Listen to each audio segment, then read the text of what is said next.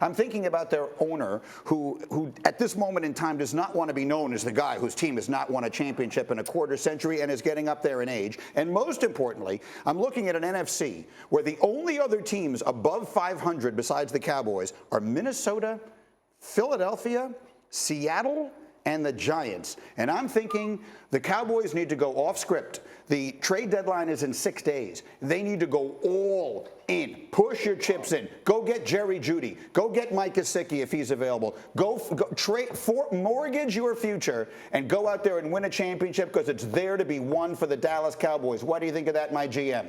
I see you on Jerry Jeudy and Mike, and I'm going to raise you Odell Beckham Jr., who's going to turn 30 years old a week from Saturday, and he should celebrate it with a Dallas Cowboy uniform on. Because when healthy, he can make the 4 or 5 plays down the stretch that may separate them from the Philadelphia Eagles. They have a championship defense, and he was the best player on the field when he was healthy in the Super Bowl. Here's a big play against the against the Packers. And if we go back to what the Rams did last year, they added Von Miller. They added OBJ. This is a championship team with a very good quarterback, a great defense, and he may be their missing piece. What do you think of this, Canty? I like the idea of the Dallas Cowboys adding. I'm just not thinking that it's on the offensive side of the ball. I think they've got to fortify their strength and their identity, which is defense. They just lost their starting nickelback Jordan Lewis to a Liz Frank injury, so adding a piece on the back end might make a whole lot of sense. A guy that comes to mind, Kenny Moore, Pro Bowl corner from the Indianapolis Colts. That seems like a franchise that's ready to sell off. Kenny Moore wanted a brand new contract this offseason. They didn't give it to him.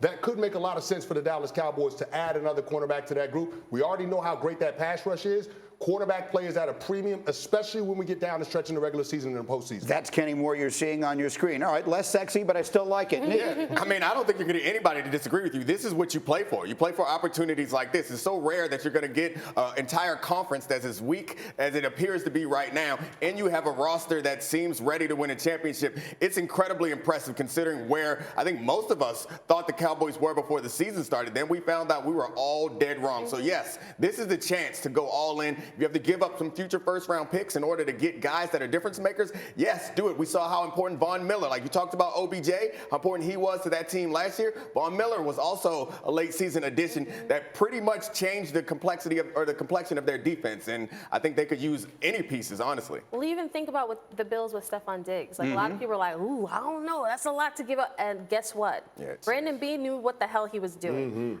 With the Cowboys, I think you think about windows.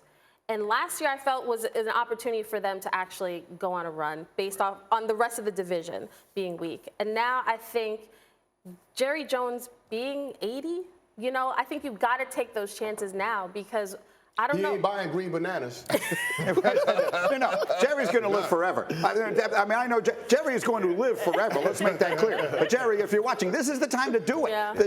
I can't remember a time where anything felt as winnable as this. With no disrespect to the names I'm about to read, the other quarterbacks who are over 500 in the NFC right now are Kirk Cousins, Geno Smith, Daniel Jones, and a still, in the big picture, unproven Jalen Hurts. I mean, Hurts has been terrific. Right. He's in the MVP conversation. But, let's see if he's ready to go toe-to-toe with Dak Prescott, who has been completely underappreciated and completely disrespected. And cousin Dominic is going to be by a lot of people on this desk, I might add. I do agree with the idea of fortifying the defense. The more pieces you can add there, because I think that's how you win in this league, is like you have a strong strength that you can lean on. Right now, it's that defensive line. They can't suffer any injuries there or any setbacks there. They want that to be strong, and they want their secondary to be strong because they're going to have to be able to stop passes as the season goes on in the playoffs. And the offense, I think, is coming along. As Dak gets healthier, they have parts and pieces there that could work out. So whatever they can get added. You see, I see it differently. Their one hole was we didn't replace Amari Cooper. Michael Gallup will get better. Right. CeeDee Lamb will continue to evolve, but they need a guy to hit a home run.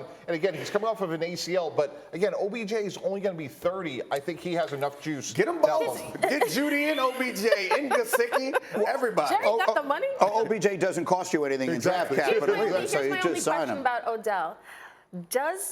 If you add Odell, I like the star power, I like that.